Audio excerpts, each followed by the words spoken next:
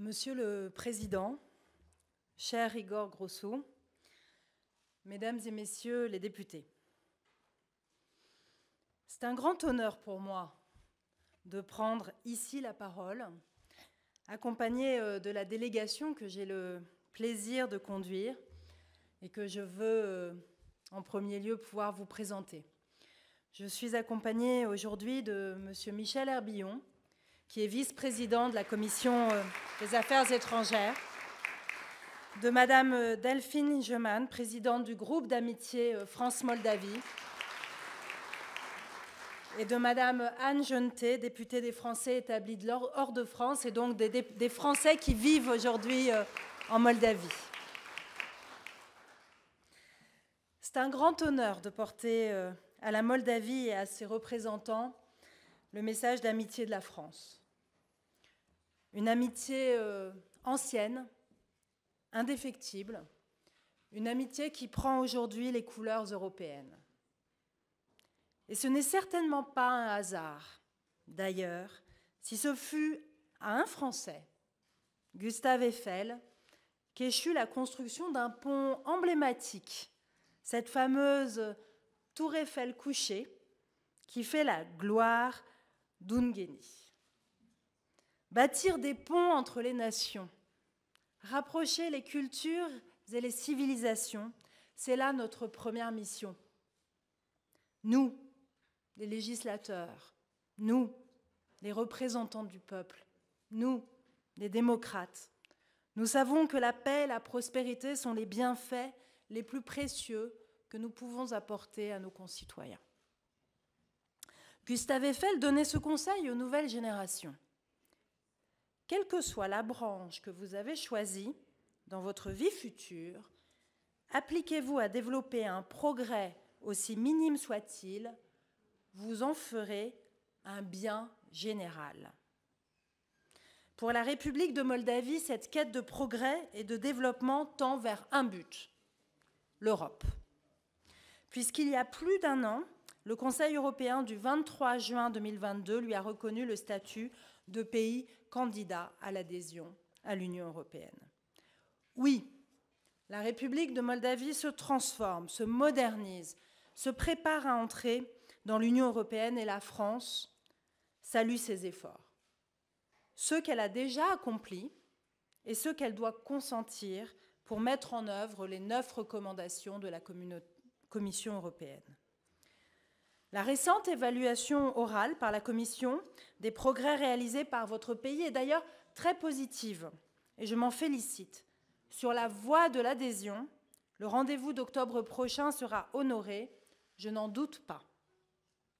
C'est toute la grandeur du Parlement que de voter les grandes réformes qui métamorphosent un pays et adaptent ses structures au temps présent. Ce n'est pas simple, j'en ai l'expérience, mais rien ne remplace le débat parlementaire avec ce qu'il comporte d'échanges, d'écoute, de recherche de bons compromis dans l'intérêt supérieur de la collectivité. L'Europe est exigeante, j'en ai conscience, mais je voudrais affirmer ici qu'en réalité c'est un bien. Je le dis en mesurant tout le chemin parcouru par votre pays et en considérant les étapes qu'il reste à franchir. L'indépendance de la justice est une exigence légitime dans un État démocratique moderne, et elle va de pair avec la lutte contre la corruption et le démantèlement de la criminalité organisée. Renforcer la concurrence en rendant plus efficaces les organes de régulation de marché est une nécessité dans l'Europe d'aujourd'hui. Et dans ce domaine, des progrès substantiels ont été constatés. Ils doivent être poursuivis, tout comme il faut continuer à réformer l'administration et la gestion des finances publiques. La participation de la société civile constitue également un critère d'appréciation et je sais qu'elle se développe. Enfin et surtout, votre pays s'est engagé résolument pour la protection des droits de l'homme, qui est un absolu. Notre devoir de parlementaire consiste d'abord à en garantir l'effectivité en légiférant et en contrôlant l'action de l'exécutif. Car nous devons toujours en avoir une pleine conscience. L'Europe n'est pas seulement un grand marché aux multiples opportunités commerciales. C'est un projet de civilisation reposant sur le respect de la personne humaine et du droit. Je n'oppose d'ailleurs pas les aspects économiques aux aspects juridiques.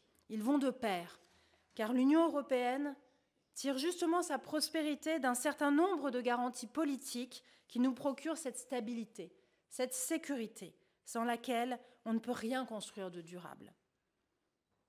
Et à l'inverse, nous voyons vers l'Est à quelles errances conduisent l'arbitraire et l'absence de contre-pouvoir. Entrer dans l'Union européenne, ce n'est donc pas satisfaire à je ne sais quel questionnaire bureaucratique, mais au contraire, plus profondément. Cela signifie partager avec les autres peuples du continent un ensemble de valeurs fondamentales respectées par l'État lui-même. C'est la voie qu'a choisie votre pays et il commence, je le sais, à en ressentir les bienfaits. Avec ce sens de l'hospitalité qui est reconnu à la population moldave, vous avez merveilleusement accueilli le 1er juin dernier pas moins de 46 chefs d'État et de gouvernement pour le sommet de la communauté politique européenne voulu par le président Emmanuel Macron et la présidente Maia Sandu. Ce jour-là, Chisinau a été la capitale de l'Europe et les dirigeants du continent savent maintenant qu'ils peuvent compter sur la Moldavie, sur la population moldave et sur ses représentants pour construire avec eux cette grande démocratie européenne qui seule nous préservera des drames et des guerres. Car à l'évidence, la Moldavie fait partie de la grande famille européenne. Votre pays a toute sa place en Europe. Il a vocation à rejoindre la France dans l'Union et soyez assurés que je vous soutiendrai dans cette voie. Car nous avons tant en commun. Une parenté de langue d'abord. Depuis la lointaine époque de l'Empire romain, une même base latine soutient nos deux langues sœurs. Nous sommes pour ainsi dire prédestinés à nous comprendre. Nombre de jeunes Moldaves apprennent le français et le pratiquent avec une aisance remarquable.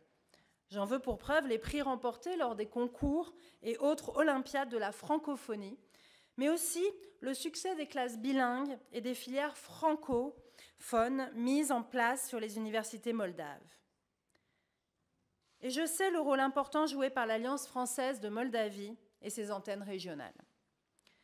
Une personnification de cette francophonie moldave est votre vice-premier ministre, ministre des Affaires étrangères et de l'intégration européenne, Nico Popescu.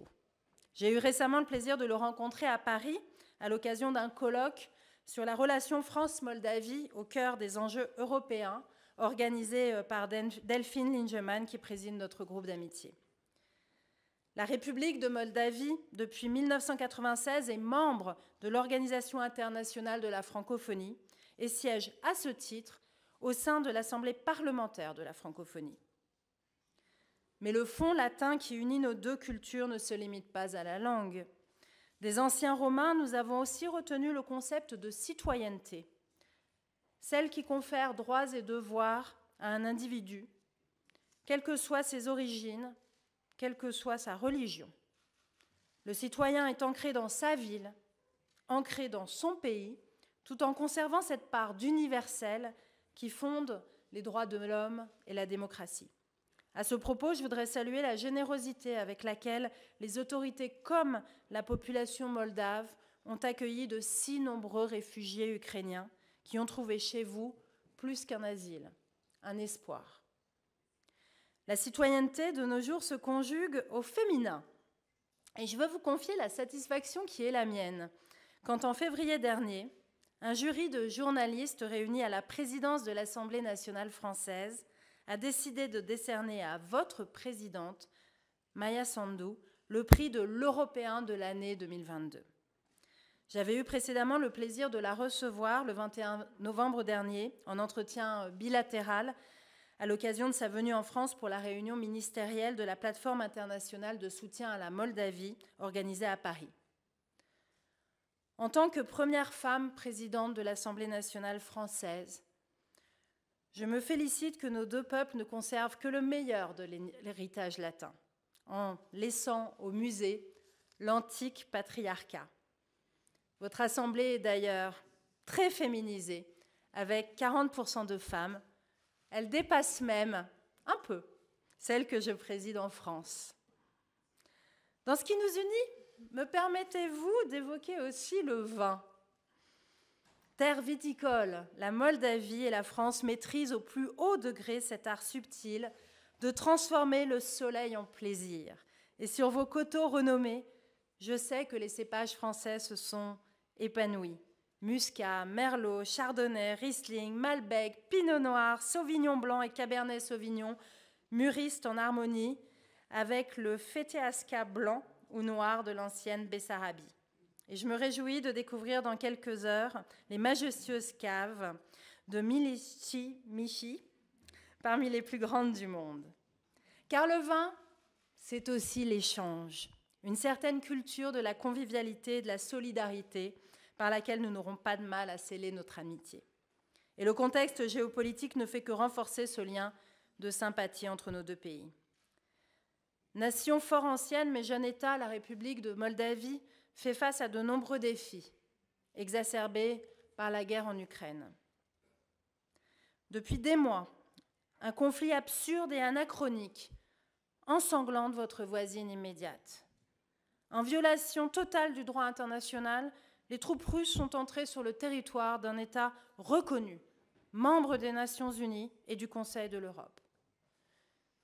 Villes ravagées, populations déplacées, souffrance, déstabilisation, chaos.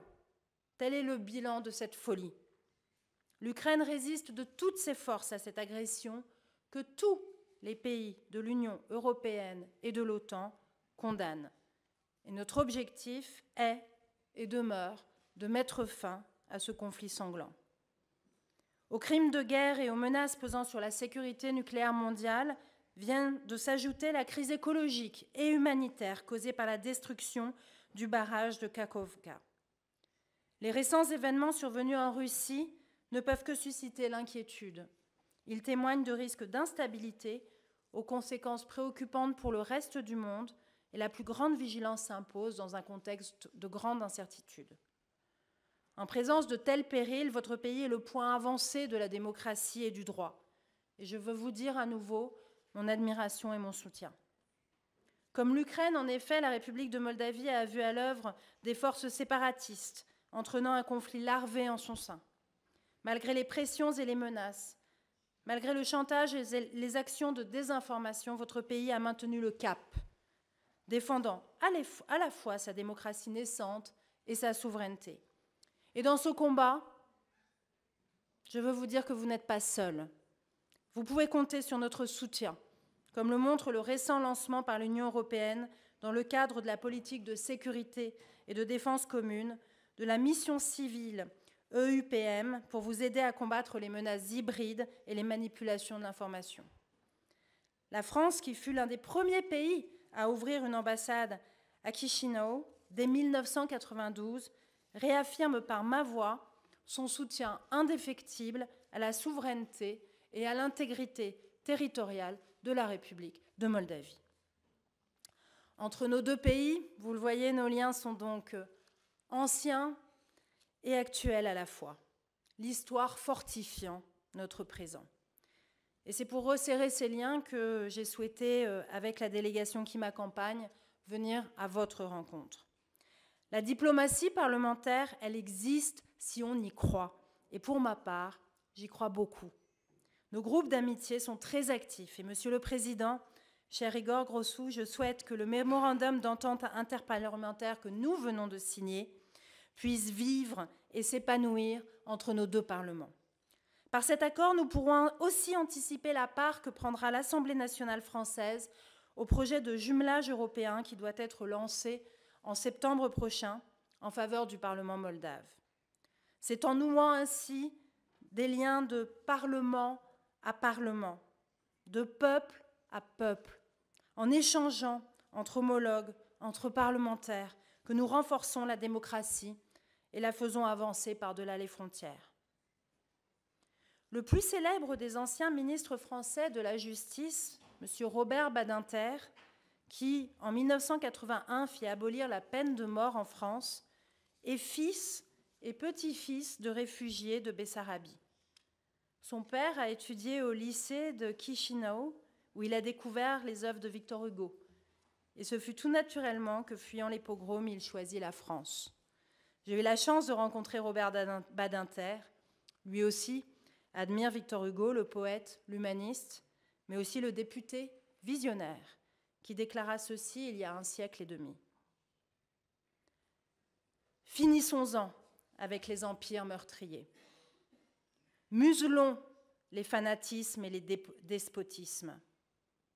La République d'Europe, la Fédération continentale, il n'y a pas d'autre réalité politique que celle-là. Les raisonnements le constatent, les événements aussi. Dans cet esprit, je suis heureuse d'avoir pu vous transmettre le salut amical et le soutien fidèle de la France, votre sœur, latine et européenne, votre amie de toujours. Vive l'amitié franco-moldave, vive la République de Moldavie en Europe.